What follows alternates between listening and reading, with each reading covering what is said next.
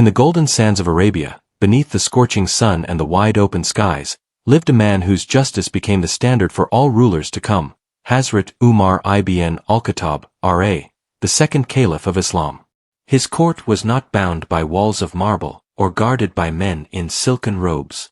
It stood instead under the shade of palm trees, open to every soul, rich or poor, Arab or non-Arab, free or enslaved. And it was here, amidst this simplicity, that one of the most astonishing episodes of justice unfolded, an incident that would echo through the corridors of time. The story begins on a quiet afternoon in Medina. The air was still, the streets relatively calm, when a man from Egypt, a Coptic Christian, arrived in the city. Dust-covered and weary, he asked for directions to the Caliph's court. To his surprise, there was no palace, no grand reception. Instead, he was guided to the Masjid-e-Nabawi, where Hazrat Umar, R.A., sat among the people, his clothes patched, a piece of leather tied to his stomach to stave off hunger. The Coptic man was struck by the humility of this leader, yet more amazed at how he was treated like any other among the people. He stepped forward and called out, "O Amir al-Mu'mineen, I have come from Egypt, seeking justice." Hazrat Umar, R.A., looked up, his eyes sharp yet kind. "Speak," he said. The man began to narrate his story. He was a skilled rider, and during a race held in Egypt, he had outrun the son of the governor of Egypt, Amr ibn Al-As. Enraged by his defeat, the governor's son had struck him with a whip and arrogantly declared, "How dare you race me? I am the son of a nobleman." The man paused, the bitterness in his voice thick. "I have come all this way because I know your justice does not sleep, O Umar." Hazrat Umar, R.A., listened without a word. Then he called his scribe and dictated a letter summoning both the governor Amr ibn Al-As and his son to Medina, immediately. Days passed. Then, in the heat of the afternoon sun, the two men arrived. The court assembled, noblemen, Bedouins, companions of the Prophet, all seated in anticipation. The governor and his son stood before the Caliph, not as rulers or elites, but as men facing accountability. Hazrat Umar, R.A., turned to the Coptic man and handed him the whip. "Strike him," he commanded, pointing to the governor's son. The hall fell into an awed silence. The son of a powerful governor was about to be whipped by a common man. But there was no hesitation. The Coptic man took the whip and delivered blow after blow, not in vengeance, but in the name of justice, in the name of a system that saw no difference between ruler and subject. When he was done, Hazrat Umar, R.A., asked, "Now strike Amr ibn Al-As, for his son's wrongdoing happened under his authority." The man looked at Hazrat Umar, R.A., astonished. "O Amir al-Mu'mineen," he said, "I have received my right. I am satisfied." Hazrat Umar, R.A., turned to Amr ibn Al-As and said words that pierced like lightning through the hearts of tyrants and oppressors. "Since when did you enslave people, while their mothers bore them free?" Those words, simple, powerful, and eternal, would become the soul of Islamic justice. The governor stood silent, the shame of negligence etched upon his face. But the story does not end here. Word of this incident spread far and wide. The deserts carried it, the winds whispered it across lands and empires. In distant cities, people spoke in awe of the Caliph in Medina, who gave power not to bloodlines but to truth, whose whip of justice reached the necks of governors. In time, this event found its way to the ears of emperors in Rome and Persia. They asked their envoys, "What kind of man is this Umar?" And the reply came, "A man who walks barefoot, yet kings tremble at his name. A man who fears none but his Lord." One night, not long after the incident, Hazrat Umar, R.A., was seen walking through the streets of Medina alone, as was his habit. He would often roam at night, making sure no soul under his rule slept in hunger or fear. As he passed by a dimly lit alley, he heard a woman humming a lullaby to her child, boiling water over stones just to trick the hungry child into thinking food was coming. Moved, he returned to the state treasury, carried a sack of flour upon his own back, and delivered it to the woman. His servant offered to carry the load, but Hazrat Umar, R.A., replied, Will you carry my burden on the day of judgment? As the woman cooked and fed her child, unaware of who he was, she looked at him and said, You are better than Umar, the Caliph, who does not care for his people. Hazrat Umar, R.A., smiled faintly but said nothing. He stayed until the child fell asleep, satisfied and full. This was the man whose justice the world had begun to witness not in courtrooms gilded in gold, but in streets walked by the weary, in voices raised by the oppressed, in nights spent watching over the forgotten, and in the silent prayers of widows and orphans who knew not his face, but felt his mercy in their lives. That same night, after ensuring the child was asleep and the mother at peace, Hazrat Umar, R.A., returned quietly to his dwelling. His clothes carried the scent of flour and firewood, and his shoulders ached from the weight of the sack, but his heart was serene. He didn't rule for praise nor for legacy, he ruled with the fear of Allah and love for the Ummah. The next morning, a small gathering of companions noticed him arriving later than usual to the masjid. His steps were a little slower. When someone asked if he was well, he simply nodded and said, A nation that sleeps while a single one of its members goes hungry, that nation is not led by a true emir. These were not words said for admiration, they were a lifelong creed he lived by. Not long after, another incident would test his resolve. A wealthy man from Kufa came to Medina with a legal dispute. He claimed that a trader, an elderly Arab who had once been a companion in the early battles of Islam, owed him money. The man demanded repayment, citing documents and contracts sealed with witnesses. The elderly Arab had no such documents. His only claim was that the debt had been paid in full, and that he had lived a life of honesty and simplicity. Hazrat Umar, R.A., summoned both men and listened intently, weighing their statements. The wealthy man was articulate and precise, his witnesses were reputable. The old Arab looked worried and ashamed. With no written proof or witnesses, his case was weak by all legal standards. Yet Hazrat Umar, R.A., noticed something in the man's eyes, a kind of quiet pain that doesn't lie. Tell me, Umar asked the wealthy man, is there any doubt in your heart? Any uncertainty that your claim may be mistaken? The man hesitated for a split second, just enough for Umar to catch it. That pause was all he needed. He stood up and declared, By Allah, justice does not serve the eloquent alone. Nor will it be chained to ink and parchment when truth resides in the heart of the silent. You shall forgive this debt. The wealthy man opened his mouth to protest, but Umar silenced him with a gaze that bore centuries of resolve. Do you wish to collect gold and silver at the cost of a man's dignity? Return to your land. Leave with your wealth intact, and your soul richer. The old Arab's eyes welled with tears, not from victory, but from the weight lifted off his shoulders. Another day, a delegation from the far province of Sham arrived with a strange matter. They reported that a military commander had ordered his soldiers to build a private villa for himself using state resources, timber, stone, and labor funded by the Bait al-Mal. Though his military record was brilliant and victories numerous, this act raised questions. When Hazrat Umar, R.A., heard the account, he sent for the commander immediately, refusing to rest until the matter was addressed. Upon arrival, the commander stood before him with confidence, certain that his achievements in war would shield him. O Amir al-Mu'mineen, I have expanded the borders of Islam, protected caravans, restored order. Is a home too much to ask? Umar looked at him and replied, Your sword may win battles, but it cannot purchase forgiveness. If every soldier who sheds blood for this Ummah demands a palace, what remains for the people? He ordered the villa to be demolished and the materials returned to the treasury. And if you wish to build a house, Umar said, let it be built with your own hands and your own dinars, like the people whose taxes you are entrusted with. The commander lowered his head and accepted the decree. He knew that in Umar's court, no battle honor could tilt justice. On another occasion, a Jewish man brought forward a complaint against a Muslim, an influential man in Medina, over a property dispute. The companions grew tense. This was unfamiliar territory, a non-Muslim challenging a Muslim in court, especially a respected one. Yet when the Jewish man presented his case, Hazrat Umar, R.A., did not blink. He turned to the Muslim and said, If your faith is true, then act upon it. Return what is not yours.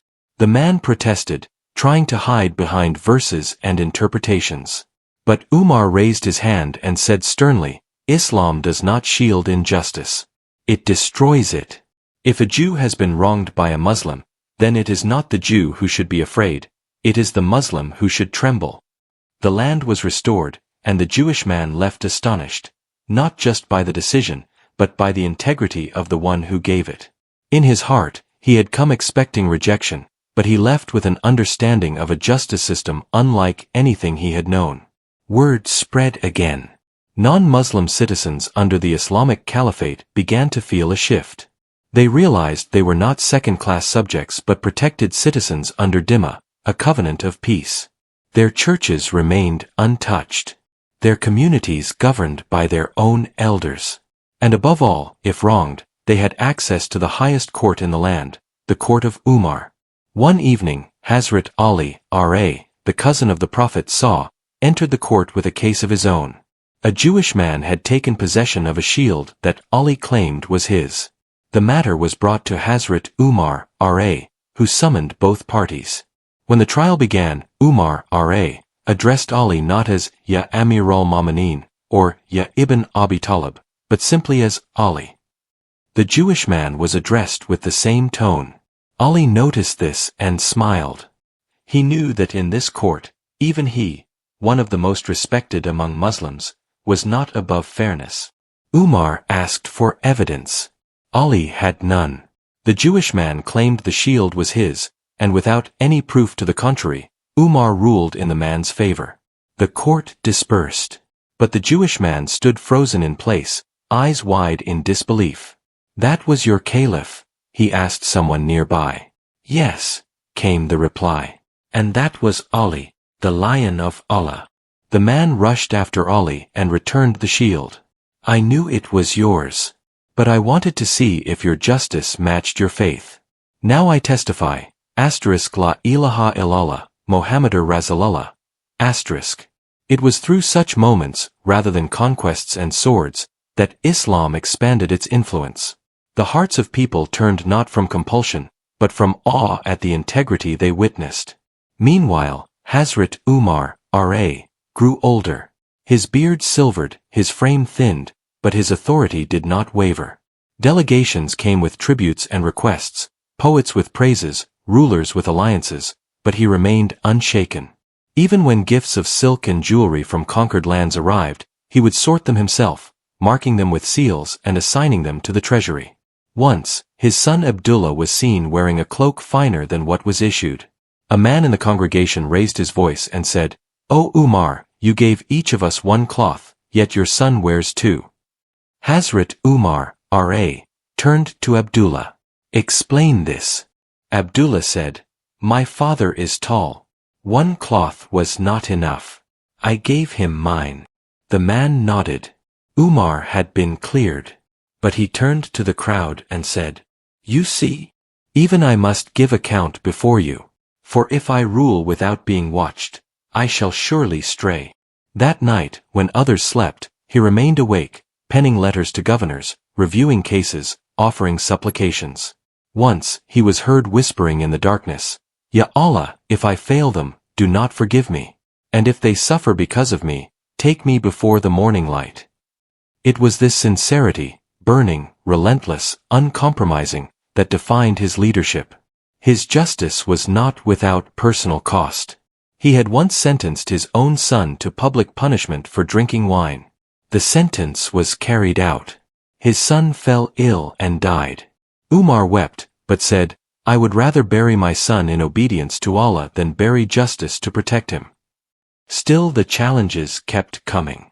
Famine struck Medina. The skies dried, the earth cracked, and livestock perished. People began to eat leaves. Some dug into storage to find locusts. The city's most vulnerable trembled on the edge of starvation.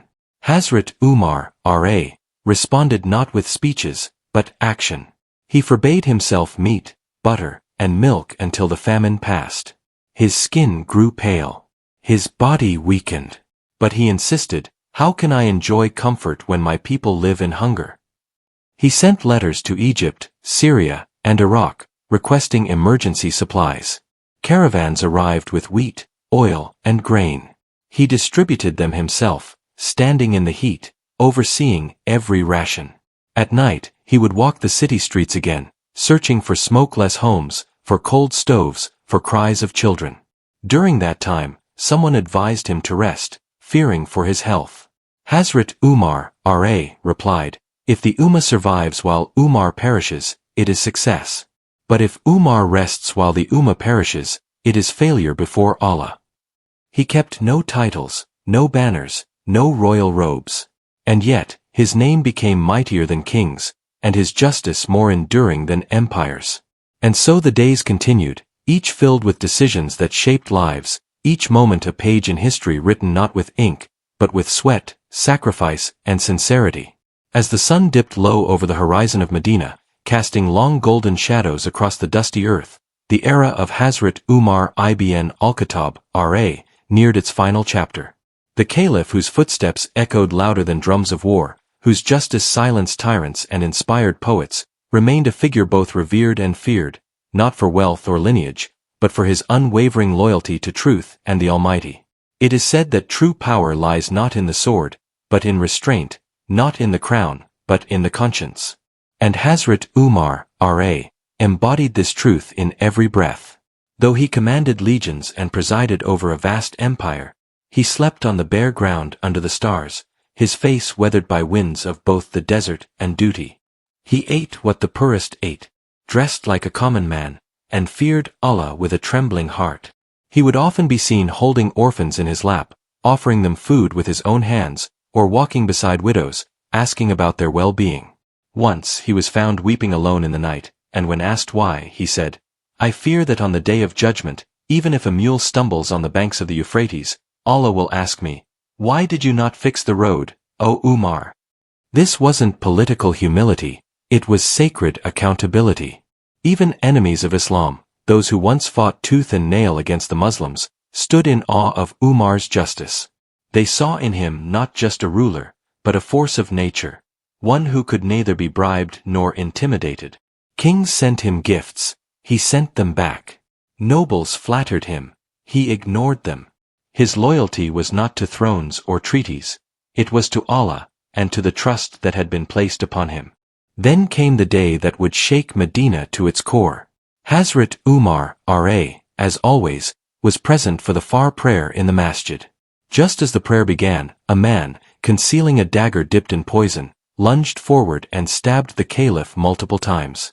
The congregation fell into chaos, the assassin fled, and Umar collapsed to the ground, blood soaking into the earth that had long borne his footsteps. He was carried to his home. The wound was fatal. As companions, generals, and common people surrounded him in tears, his only concern was the Ummah. He didn't ask for vengeance. He didn't utter a single complaint about the pain. Instead, he asked if the prayer had been completed. And when told it had, he said with a faint smile, "There is no part in Islam for the one who abandons Salah." He requested that his burial be beside his beloved Prophet Muhammad and his companion Abu Bakr, R.A., in the sacred chamber. But he didn't demand it. He sent his son Abdullah to seek permission from Aisha, R.A., the mother of the believers. When Aisha, R.A., heard of Umar's request, tears welled in her eyes. She had long reserved that spot for herself. But she said, "Today, I give preference to Umar over myself." When Abdullah returned with the good news, Umar's eyes closed in peace. But still, even then, he told his son, "After I die, go back and ask her again. If she hesitates, bury me in the graveyard of the Muslims." Such was his humility, even in the shadow of death. As he lay dying, he appointed a council of 6 companions to choose the next caliph. Not one relative, not one crony, just men of righteousness and wisdom. He left no dynastic claim, no throne to be inherited. He left behind a legacy written in justice, sealed with sacrifice, and rooted in the love of Allah and His Messenger. When the moment finally came, when the great lion of Allah's justice breathed his last, the city of Medina wept. Grown men sobbed in the streets. Slaves, generals, Bedouins, children, All mourned not just a ruler, but a father, a guardian, a shadow of the Prophet's mercy. And yet, his story did not end with his burial. Because Hazrat Umar, R.A., never lived for this world. He lived for eternity. His legacy rippled across continents. His system of governance became the blueprint for civilizations. Historians, Muslim and non-Muslim alike, wrote pages in admiration. Even today, legal scholars, political thinkers, and philosophers look upon his rule with awe. What made Umar's justice unforgettable was not just the whip he wielded or the courts he held. It was the terrifying honesty with which he judged himself. He ruled with eyes wide open and a heart anchored in accountability. In every decision he asked, "What will Allah say to me on the day I stand before him?" That question alone kept the empire upright. He once said, "Even if I were to live for 1,000 years, I would still fear that I might not fulfill the trust placed upon me for one single day." Today, centuries later, his name still trembles on the tongues of those who yearn for justice. His memory is invoked when injustice reigns. His life is studied in universities, echoed in pulpits, and retold in homes. Hazrat Umar's R.A. era was not just a chapter in Islamic history. It was a divine testimony that when power is held with taqwa, and justice is carried out without fear or favor, the world transforms. This is not just the story of a caliph. It is the story of a servant of Allah who wielded justice like a blade and walked the earth like a shadow of prophetic mercy. He was a warrior on the battlefield, a guardian in the streets, a judge in the court, and a worshipper in the night. No palaces, no guards, no walls, just a man. A cloth-wearing, food-sharing, tear-weeping man, who could make kings bow, yet bowed only to one. And though his body now rests in Medina, his legacy walks beside every believer who dares to speak the truth, defend the weak, or stand tall against oppression. He is not gone. He lives in every just decision. He lives in every heart that longs for a righteous leader. He lives in the pages of time and the prayers of the oppressed.